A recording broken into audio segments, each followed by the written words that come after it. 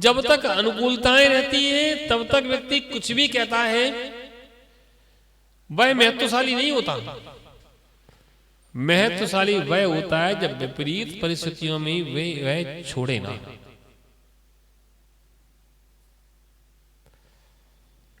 जब भूख ही नहीं लगी तो कुछ भी सामने रखा रहे, उसका क्या महत्व। जब भूख लगती है तब वस्तु का महत्व होता है। जब तेज भूख लगती है और 3 दिन से भोजन नहीं मिला हो तो रूखी रोटी भी मीठी लगती है।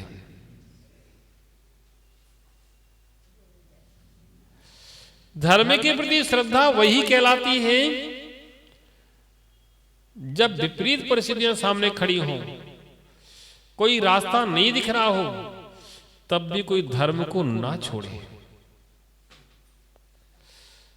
अनुकूलताओं में तो धर्म करना आसान है और प्रतिकूलता में भी धर्म की भावना रखना, धर्म करना आसान नहीं है। जो व्यक्ति प्रतिकूलताओं में भी अपने आप को संभाले रहते हैं, धर्म नहीं छोड़ते हैं, धर्म का साथ नहीं छोड़ते, धर्म की क्रियाओं को, धर्म को धारण करके रखते हैं, वह निश्चित रूप से जिन शासन के महान व्यक्तित्व में शामिल हो जाते हैं। एक नाम इतिहास में पढ़ने में आता है अकलंक देव का, स्वामी अकलंक देव। बहुत महान आचार्य हुए जिन शासन के।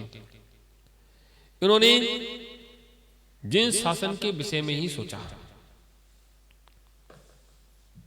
विपरीत परिस्थितियों में भी जिन शासन ही सोचा, जिन शासन ही उनके जीवन में बसा रहा। भगवान जिनेंद्र की वाणी उनके अंदर गूंजती थी, भगवान जिनेंद्र का शासन उनके अंदर गूंजता था। वह बचपन से इसी भावना भाते थे कि बड़े होकर के हमें जिन शासन की प्रभावना करना है। कब से? बचपन से बालक थे। परिवार, माता पिता धर्मात्मा थे, उनके संस्कार भी उनको मिले थे। बस उनके मन में की भावना थी कि मुझे जिन शासन की प्रभावना करना है। और प्रभावना कैसे होगी? जब ज्ञान होगा तभी तो ज्ञान नहीं होगा कैसे प्रभावना करोगे? ज्ञान होना चाहिए। तो ज्ञान प्राप्त करने के लिए उन्हें एक विश्वविद्यालय में भर्ती कराया गया। भर्ती हुए कहां पर? नालंदा विश्वविद्यालय। जैनों को वहां एंट्री नहीं थी। जैन बालकों के लिए वहां पर प्रवेश नहीं दिया जाता था। मात्र बुद्ध धर्म को मानने वालों को ही प्रवेश दिया जाता था। लेकिन पढ़ना था अपनी जाति छुपा करके। उन्होंने अध्ययन प्रारंभ किया। नहीं बताया किसी को कि हम जैन हैं। अध्ययन अध्यापन प्रारंभ किया। संस्कृत का ज्ञान किया, प्राकृत का ज्ञान किया। पढ़ाई चल रही थी। इसी बीच में क्लास में शिक्षक ने एक सूत्र बोर्ड पर लिखा और लिखने के बाद वह शिक्षक उसका अर्थ लगा रहा था, लेकिन अर्थ नहीं आ रहा था। शिक्षक सोचता है अर्थ क्यों नहीं आ रहा, नहीं बन पा रहा। सूत्र तो लिख दिया, अर्थ नहीं बन रहा। जब अर्थ नहीं बन रहा था तो थोड़ी देर के लिए शिक्षक बाहर गए। इतने में धीरे से किसी ने नहीं जान पाया, अकलंक देव उठे और सूत्र को शुद्ध कर दिया, क्योंकि सूत्र में एक अक्षर मात्रा की मिस्टेक थी। और व्याकरण में अक्षर मात्रा की मिस्टेक होने से अर्थ बदल जाते हैं। जब दोबारा वह शिक्षक कमरे में आया तब तो उन्होंने देखा कि सूत्र में किसी ने सुधार किया है। अब अर्थ आ गया। तो ये सूत्र है, इस सूत्र को सुधार करने वाला कोई जैन बालक ही हो सकता है, क्योंकि जैन ग्रंथों में का सूत्र है और कोई दूसरा इसको नहीं कर सकता। उन्होंने पूछा किसने सुधार किया इसको, किसी ने कुछ किया क्या? बैठे रहे, नहीं बताया। नहीं बताया कि मैंने सुधार किया। क्यों? उनको पता था अगर उनको पता चल जाएगा तो फिर विश्वविद्यालय में पढ़ने के लिए अनुमति नहीं होगी।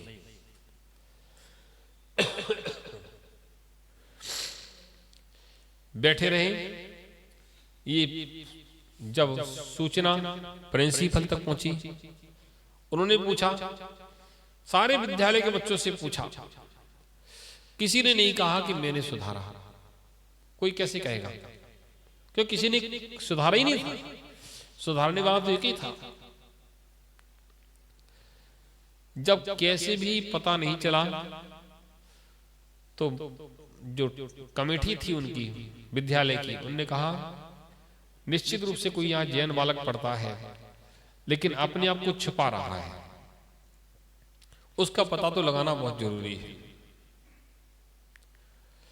बहुत प्रयास करने पर भी पता नहीं चला तो उनके एक ही अंतिम प्रयास ये है कि जैन होगा तो जैन मूर्ति को लांघेगा नहीं। जैन मूर्ति मंगाई गई, उसको रख दिया गया और सब बालकों से कहा कि इसके ऊपर से निकलो, लांघ करके निकलो। अब उन्होंने कहा कि अब तो हम लोग फंस जाएंगे, अब तो हम लोग बचने वाले नहीं हैं। लेकिन अकलंक देव की बुद्धि बहुत काम करती थी। अकलंक देव इशारा करते हैं, भाई चिंता मत करो, कोई ना कोई उपाय मिलेगा। सारे बालक एक एक करके बुलाए गए, प्रतिमा लांग दी सबने। अकलंक देव को बुलाया गया तो उन्हें एक कपड़े का छोटा सा टुकड़ा या धागा जो भी कहो वह प्रतिमा के ऊपर डाल दिया। अब प्रतिमा दिगंबर रूप में नहीं रही और वह धीरे से उसको लांग गए। किसी ने नहीं समझ पाया हुआ क्या। अकलंक निकलक दोनों निकल गए, सब लोग निकल गए, सारे बालक निकल गए, तब भी पकड़ में नहीं आया कि किसने आखिर वह मंत्र वह सूत्र सुधारा था। अब पूरा विद्यालय प्रशासन और चौकन्ना हो गया कि जो भी है बहुत होशियार है, कुछ और उपाय करना पड़ेगा। गुप्त रूप से एक दिन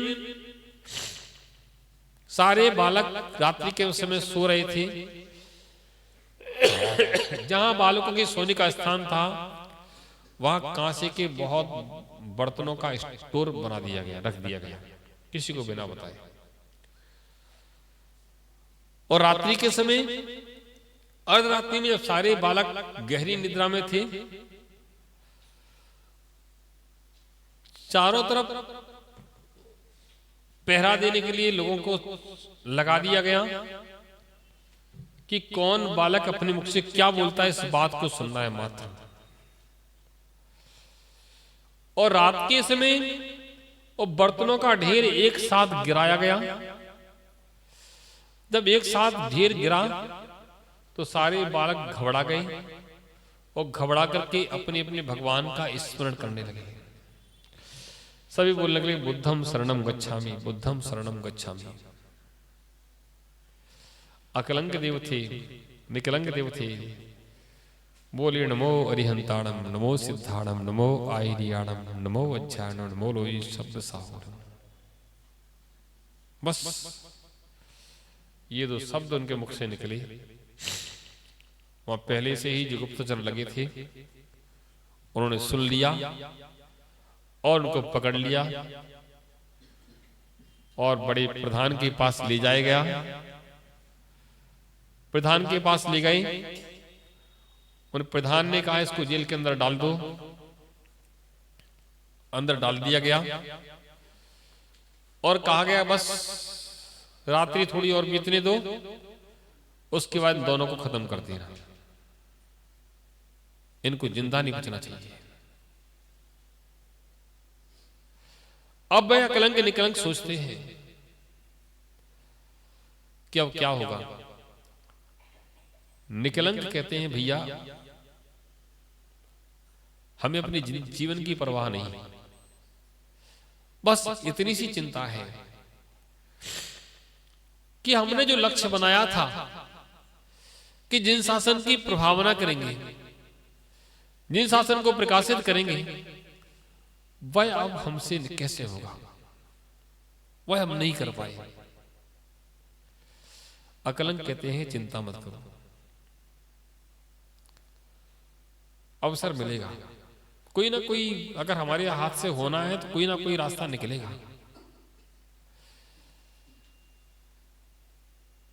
रात्रि के समय बड़ी योजनाबद्ध तरीके से दोनों बालक अंदर थे, ऐसे कोने में छुप गए कि लगा अंदर कोई नहीं है। जब वह देखने के लिए खोला गया, इतने में ही वह निकल करके भाग लिए। भागे तो जैसे वो भागे देख लिया, सिपाहियों ने पीछा किया। जब तक वह पीछा करते तब तक बहुत आगे वो निकल चुके थे और आगे निकलते गए, दौड़ लगाते गए, आगे जाते गए और पीछे से घुड़सवार सैनिक पीछे से दौड़ गए। कौन? घुड़सवार सैनिक। घुड़सवार सैनिक पीछे से दौड़े और वह आगे आगे, घुड़सवार सैनिक पीछे पीछे, और दौड़ते दौड़ते दौड़ते दौड़ते एक क्षण को उनको लगा कि अब कोई नहीं है पीछे, तो थोड़ी सी चाल धीमी की, लेकिन तब तक फिर घोड़ों के टापों की आवाज आने लगी। फिर उन्हें दौड़ लगाया, फिर दौड़ लगाई तो अब सोचा कि अब क्या होगा। तो पास में एक तालाब था, उस तालाब के किनारे पहुंच करके कहा भैया तुम छुप जाओ, हम दौड़ते हैं। उन्हें कह नहीं तुम छुपो, हम दौड़ते हैं। निकलंक बोले कि हम तो दो पाठी हैं और आप एक पाठी हैं, इसलिए जिन शासन से आपकी प्रभाव, आपसे जिन शासन की प्रभाव अच्छी होगी, हम दौड़ते हैं, आप छुप जाओ। अकलंक कहते तुम छुप जाओ, हम दौड़ते हैं। दोनों भाइयों का प्रेम था। जब तक पीछे से सैनिक आ रहे थे, अकलंक ने कोई विचार नहीं कर पाया। जब तक निकलंक ने अकलंक को तालाब में धक्का दिया और आगे दौड़ गया। जब तक सैनिक आ गए तो निकलंक अकलंक कुछ फिर तालाब में छुपना पड़ा। एक कमल के पत्र के पीछे वो छुप गए। उधर निकलंक दौड़ रहे थे और दौड़ते हुए वह आगे पहुंचे। एक बालक था, कपड़े धोने वाले धोबी का, उनको दौड़ते देख करके वो भी दौड़ने लगा। उसे लगा शायद खतरा है, इसे दौड़ दो। दोनों बालक दौड़ लिए और निकलंक के साथ वह धोबी का बालक भी दौड़ रहा था। पीछे से घुड़सवार आए और उनकी गर्दन पर तलवार चला दी। वह दोनों के दोनों वही मृत्यु को प्राप्त हो गए। अकलंक जो छुप गए थे, या निकलंक ने जिनको धक्का दे दिया था, वो तालाब में ही छुप गए थे। बाद में निकली और बाद में उन्होंने और अध्ययन किया। बाद में दिगंबर मुनि दीक्षा ग्रहण की और जिन शासन की अपूर्व प्रभावना की, मिथ्यात्व मत का खंडन किया, सम्यक्त का प्रचार किया और जिन शासन की महिमा को जन जन तक पहुंचाया। ऐसे अकलंक को निकलंक देव जिन शासन में बहुत सम्माननीय आचार्य और आदर्श हुए हैं, आज अकलंक देव का उपकार हमारी समाज चुका नहीं सकती। न्याय के ग्रंथ जब हम पढ़ते हैं तो अकलंक देव का नाम सर्वोपरि लिया जाता है। उन्होंने जिन शासन की महत्वता को हर समय लोगों के सामने प्रकाशित किया, वह सत्य का स्वरूप लोगों के सामने बताया, लोगों को समझाया। ऐसे अकलंक देव स्वामी का चरित्र सबको पढ़ना चाहिए और उससे शिक्षा ग्रहण करना चाहिए। अपने जिन शासन की प्रभावना के लिए हमेशा अग्रणी रहना चाहिए, जिन शासन की प्रभावना करना चाहिए और लोगों को जिन शासन क्या होता है, जिन शासन का क्या स्वरूप है, ऐसा लोगों को बताना चाहिए, ताकि हमारा जिन शासन जय